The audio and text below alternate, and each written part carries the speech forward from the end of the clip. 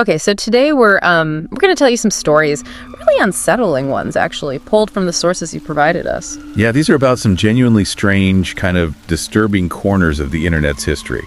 Stuff that's baffled people for years. So prepare yourself. These stories, they're creepy, they're exciting in a weird way, definitely gripping. It really matches the whole mysterious vibe of the content. We're looking at 4 specific internet mysteries here, things that have, well, disturbed quite a few people.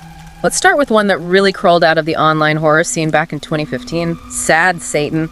The sources say it first popped up on YouTube June 25th, 2015. Right, on a channel called Obscure Horror Corner.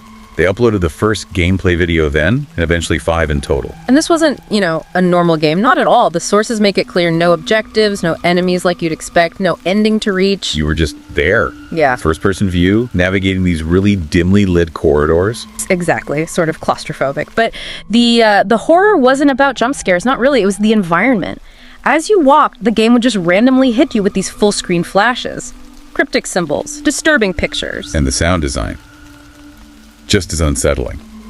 The sources mention things like reversed music, warped screams, laughter, even bits of interviews with serial killers. Yeah, it was meant to mess with you, make you feel disoriented. Definitely. The images were a big part of that, flashing up randomly weird black and white photos, statues, symbols, mugshots of criminals, cult stuff, even Latin phrases that nobody could quite figure out. But there was one image that kept coming back, according to the sources, the one that really felt dark. Jimmy Savile. Right. The disgraced TV host linked to all those child abuse accusations. His picture appearing felt deliberate, a link to something awful and real. Absolutely. Chilling. And then there was this ghostly child figure. Sometimes he would just flicker in the hallways. In the last video Obscure Horror Corner posted, the sources say one of these kids actually started following the player, just relentlessly following. No escape. No escape. The game just ended when it caught you. Silent, eerie. Now, as creepy as that sounds, the story, well, it gets significantly darker pretty fast. Yeah, just a couple of weeks later, July 7th, 2015, a download link for Sad Satan shows up on 4chan, on the paranormal board X. Which is, a place known for anonymous and often controversial stuff. And people who downloaded that version, they found something much, much worse than just creepy atmosphere. The sources are clear on this. It contained extreme gore, images of mutilated bodies, illegal child abuse material, and even malware.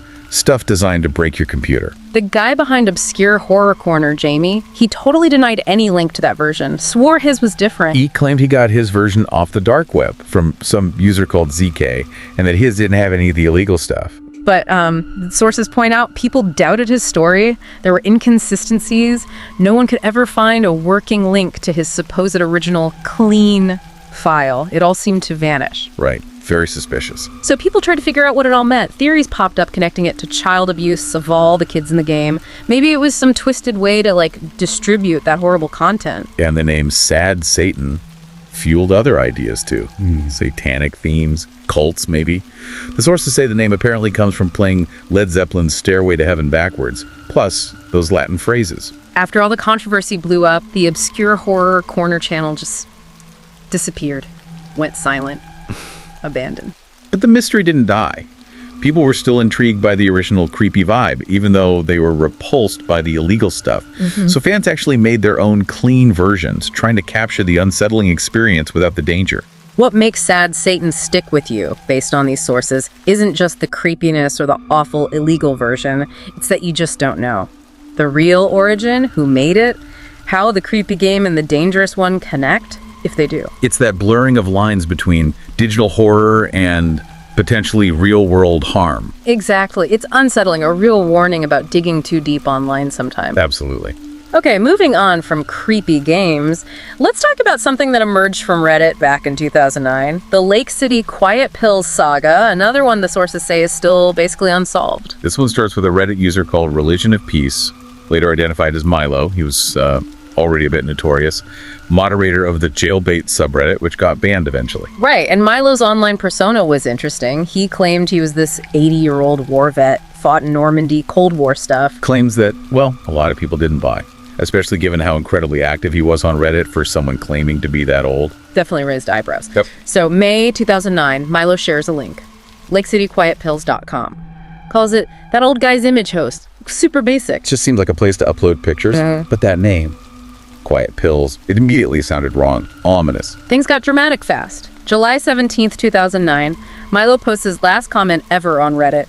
Hours later, this new user, just called 26, posts that Milo died, found dead at his desk, no family. And that's when people started digging, really digging into the Lake City Quiet Pills website itself. And what they found hidden in the source code, well, it was chilling. No, not website code, it looked like coded messages, job postings almost, for covert ops. The sources give examples. Immediate need 12 ESS Spanish-speaking, no papers required. Or 4 for 247 DP English speakers, Spanish fluency is a plus. Full of military-style acronyms, obscure terms. One user even figured WW probably stood for wet work, assassinations. Which is disturbing enough. But then came the real-world connection, January 19th, 2010. A Hamas arms dealer, Mahmoud al-Mapu, is assassinated in a Dubai hotel room. And that date, January 19th, 2010, it's the exact same day as an event mentioned in the Lake City Quiet Pills source code. They called it a party. And the code didn't just mention a party, it had this detailed list of expenses, nearly $94,000 total, for hotels, transport, medical supplies, all for this party on the day of the assassination. The timing, the amount of money. Oh. I felt way too specific to be a coincidence. The sources say many believe the party was just cover for the Dubai operation. It paints a pretty grim picture, doesn't it? Definitely. Yeah. And digging deeper into the usernames involved, that user 26 tied to another handle, Angel26, who'd been active on other forums for years, since the early 2000s. And Angel26's email, it was directly linked to the website domain, angel.2.6 at lakecityquietpills.com. So it looked like a really tight-knit group, potentially involved in some kind of military or illegal work. And the name itself, Lake City Quiet Pills, that got traced back. Lake City Army Ammunition Plant in Missouri, part of Remington. Suggesting Quiet Pills was just a really dark euphemism for bullets, ammunition. So putting it all together, the main theory, according to these sources, is that the site was a front, a communication hub for professional hitmen, maybe ex-military guys gone rogue. The coded language, the money trail, the apparent link to a real assassination, it all points strongly towards some kind of covert intelligence or private contractor work. Something shady, for sure. The website stopped getting updates after 2010. It went completely offline in 2015. And the truth, still out there, unknown. It's a stark reminder, isn't it, how hidden operations could potentially use the internet, leaving these weird digital trails behind. Yeah, okay, let's shift gears. From potential real-world violence to something that felt more like a digital enigma on an impossible scale. Unfavorable semicircle. This YouTube channel appeared in 2015 and just exploded onto the scene. Exploded is right. What made it so weird wasn't just the content, but the sheer volume and speed of the uploads. It was unbelievable. Sources say it started March 2015. Began uploading these videos. Titles usually had the Sagittarius symbol, then just numbers. Within days, thousands of videos. By the time YouTube banned it in 2016, tens, maybe hundreds of thousands. And the videos themselves were bizarre, mostly just abstract stuff, pixelated images, dots, flashing colors, sometimes just a blank screen.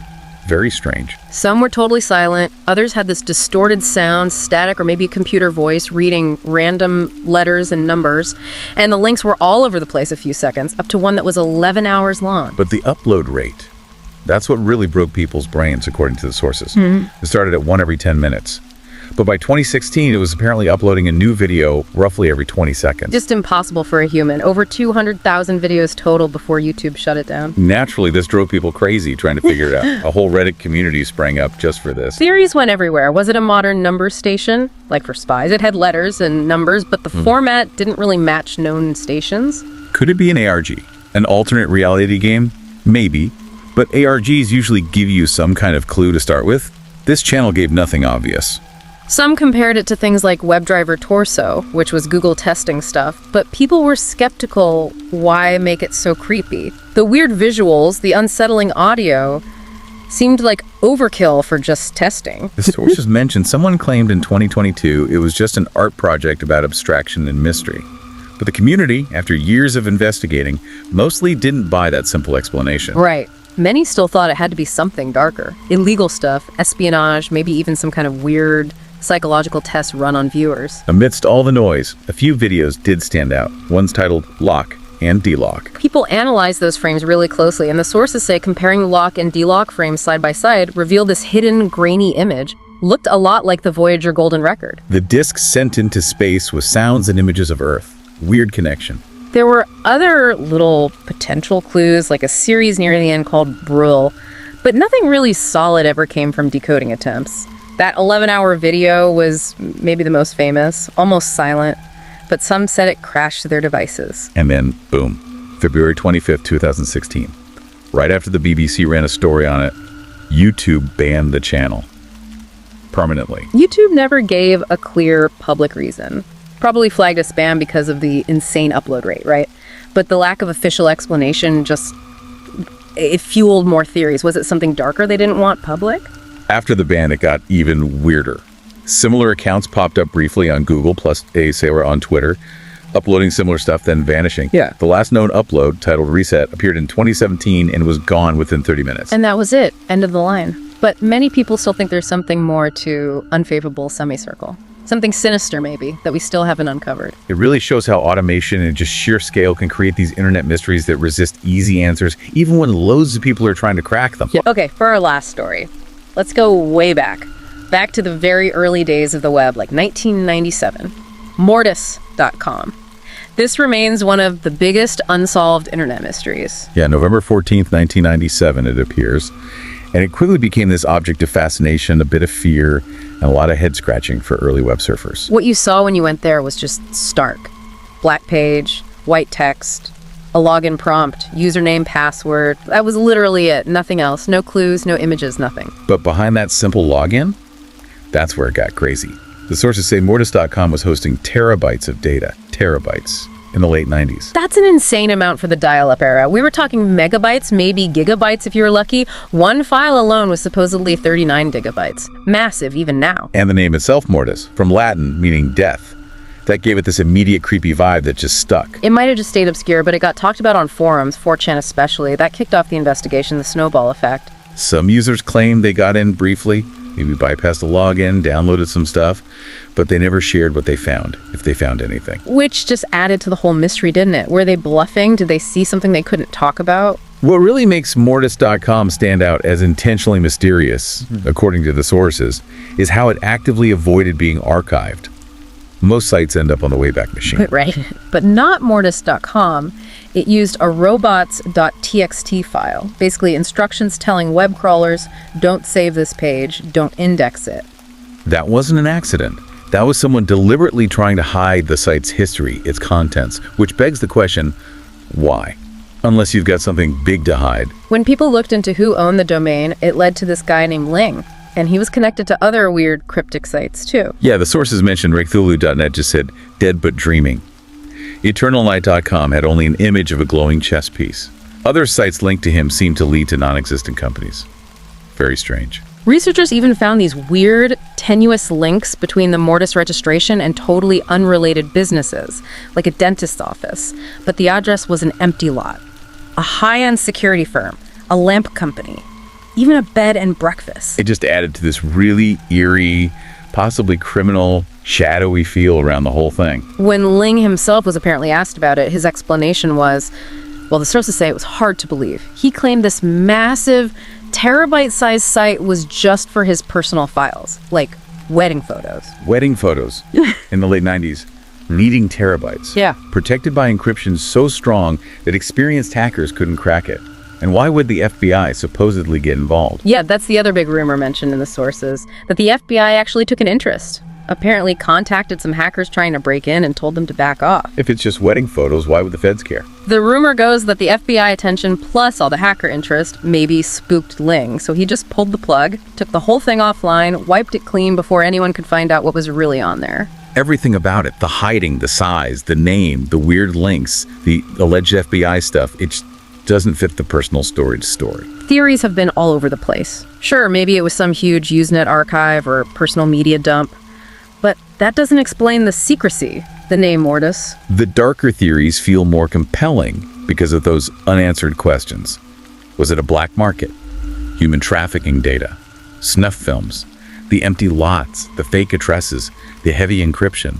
They lend themselves to those darker ideas. Looking at all the information in these sources on Mortis.com, you can't help but feel something significant, maybe really disturbing, was happening there. The effort to hide it feels too deliberate for something innocent. Exactly. If it was just a hoax or legal file sharing, why all the secrecy? Why the alleged government interest? Mortis.com feels like one mystery that might actually never be solved. And maybe the sources seem to hint, given what might have been hidden there. Yeah. Maybe that's for the best. Some digital doors are better left unopened. So we've told you some stories today, drawn from these sources. Unsettling glimpses into the internet's past, disturbing games, possible hitman sites hiding in plain sight, channels uploading impossible amounts of weirdness, and huge data stores hidden from the start. These stories definitely show how strange and sometimes disturbing the internet can be, right? Yeah. They really tap into that curiosity we all have about the unknown, about secrets potentially hidden just out of view. And when you think about how well some of this stuff was hidden, the effort involved, the encryption, the disturbing theories, it really makes you wonder, are some internet mysteries just too dangerous, too messed up to ever fully uncover? Or is it that pull of the unknown itself, that urge to just keep digging? Is that the real hook? It's definitely something to think about. If these stories grabbed you, please do like, share, and subscribe to our channel, Horror Docs. Thanks for listening, and goodbye for now.